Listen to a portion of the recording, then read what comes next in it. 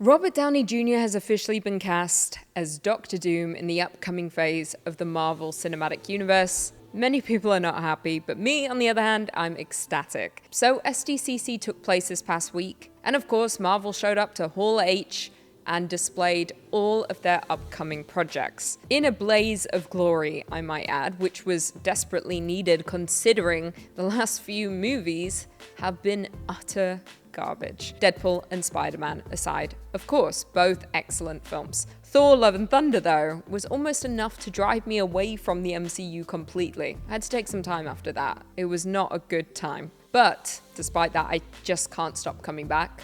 And I don't think I'll ever stop coming back. Like Robert Downey Jr. seemingly, and I'm okay with that. On July 27th, the Russo brothers took the stage at SDCC to announce that Doctor Doom would be featured in Avengers 5. The stage was adorned with Doom impersonators in masks before they parted to reveal another in a much brighter cloak.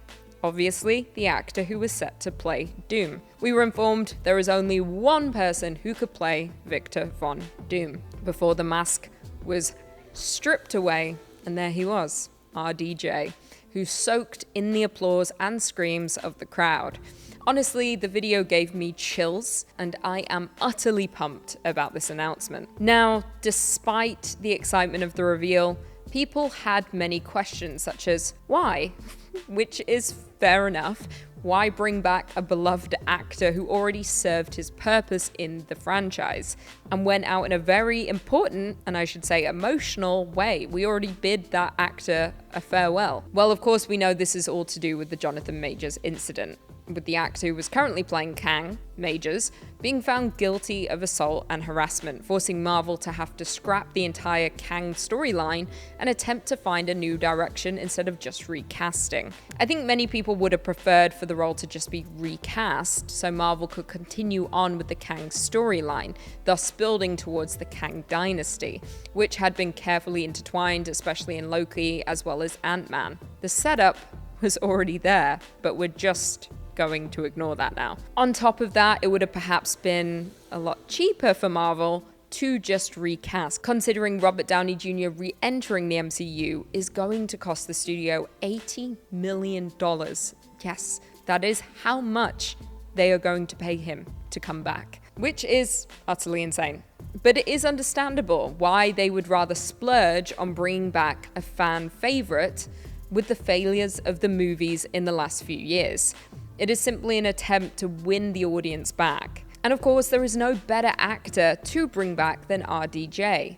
He kickstarted the MCU in a sense when Iron Man came along, and he was essentially the anchor of the franchise, in my opinion anyway. Among Marvel fans, RDJ is a god, essentially, and he may be the last hope to restore the franchise back to its former glory. But we also know you can't bottle lightning twice. So of course people are hesitant about this move. Another question people have is, how will this even work? What version of Doom are we getting? What timeline will we be in? Many suspect it could go one of two ways. The first being that RDJ will just play Doctor Doom as we know him, just with no connection at all to Tony Stark. Now, I don't think this will be the case.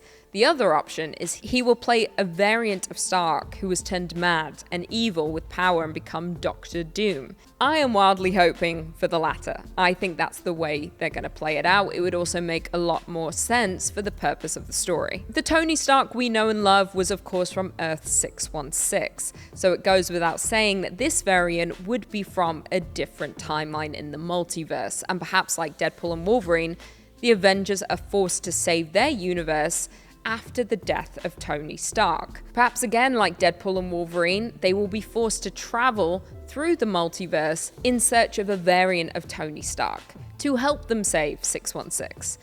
It is highly plausible, yet it would be a cheap move in my opinion, completely rehashing a story that was literally just told. Are we gonna get the same movie? But again, there's a chance. I think there's a way to blend the two, but on a much larger scale.